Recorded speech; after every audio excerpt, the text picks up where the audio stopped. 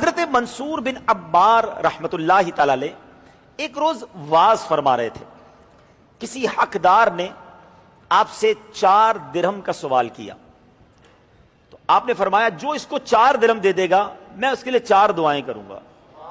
اللہ کے ولی تھے, 4 دعاؤں کا اعلان کر دیا. ایک غلام وہاں سے گزر رہا تھا, آقا نہیں تھا, غلام تھا, کسی کام سے نکلا تھا, اس کے پاس 4 ہی درہم تھے. اس نے سوچا کہ اللہ کے ولی کی 4 دعائیں ملیں گی, یہ میں 4 درہم ہی دے دیتا ہوں. ویسے بھی جو ہے نا غریبوں کے دل بڑے ہوتے ہیں. ہاں یہ بتا دوں, پیسے والا ہونا اور بڑے دل والا ہونا ضروری نہیں ہے. اللہ نے غریبوں کو بہت بڑے دل دیے. میں نے بہت کلوزلی دیکھا ہے, اللہ کی بارگاہ میں دل دیکھا جاتا ہے, تعداد نہیں, کوانٹٹی نہیں, کوالٹی دیکھی جاتی ہے کہ بندے نے دیا کس نیت سے ہے. غلام تھا, کہتا ہے بزرگ کی دعا ملیں گی, 4 درہم ہے, کیا کروں گا, دے دیتا ہوں, 4 دعائیں لے لیتا ہوں. دے دی اس نے. اب حضرت سیدنا منصور, سبحان اللہ, دریائے رحمت, بزرگوں پر ایک کیفیت ہوتی ہے. آپ کہتے ہیں بتاؤ کون سی 4 دعائیں کروں, ہے کام ہو گیا, آپ بتاؤ کون سی 4 دعائیں کروں. پہلی دعا اس نے یہ کروائی کہ حضور پہلی دعا تو یہ کر دیں کہ میں غلامی سے آزاد کر دیا جاؤں. غلام تھا, دعا کر دی. کہ دوسری دعا یہ کر دیں مجھے ان درہموں کا بدلہ مل جائے. ٹھیک ہے, وہ بھی دعا ہو گئی. کہ تیسری دعا حضور یہ کر دیں کہ مجھے اور میرے آقا کو توبہ نصیب ہو جائے. چوتھی دعا یہ کر دیں حضور کہ میری, میرے آقا کی, آپ کی اور سارے حاضرین کی بخشش ہو جائے. اچھا, غلام بھی کمال کا تھا. یہ میں تھوڑا بات دوبارہ روکتا ہوں. کیا دعائیں کروائیں, بخشش کی دعا, توبہ کی دعا, ہے یہ کیسا انداز تھا. موقع تھا, اس کے بعد کہتا حضور ایک مکان مل جائے, 2 گاڑیاں مل جائیں, فلاں ملک کا ویزا مل جائے, پاسپورٹ بن جائے. ہم جیسا آدمی ہو تو لسٹ ہی دوسری نکالتا ہے.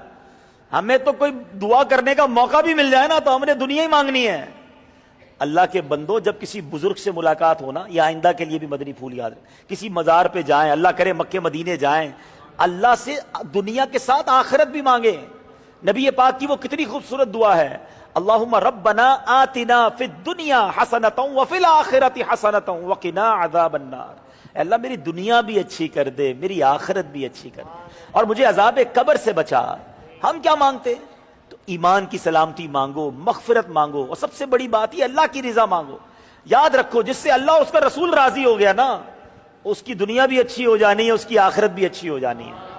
تو بہرحال غلام تھا, عقل مند بڑا تھا, پیسے بھی دیے, 4 دعائیں لی, واپس آیا.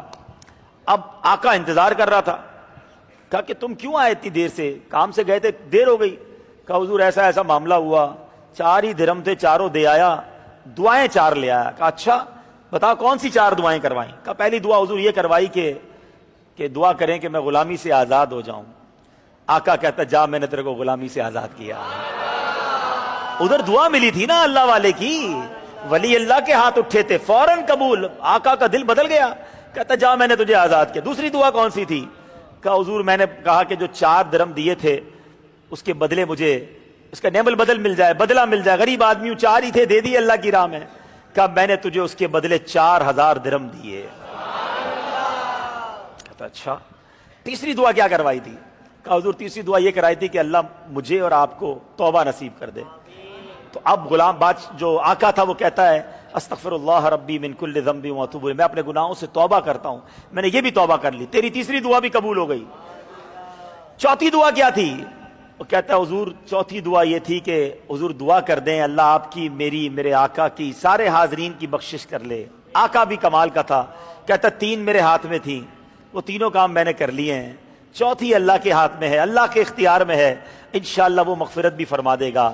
اس رات آقا جب سویا تو خواب میں دیکھتا ہے جو تمہارے اختیار میں تھا تم نے کر دیا, میں ارحم الراحمین ہوں, میں نے تمہیں, تمہارے غلام کو, منصور بن عمار کو اور تمام حاضرین کو بخش دیا. اللہ اکبر, کیا واقعہ ہے, کیا خوبصورتی ہے اس واقعے کے اندر.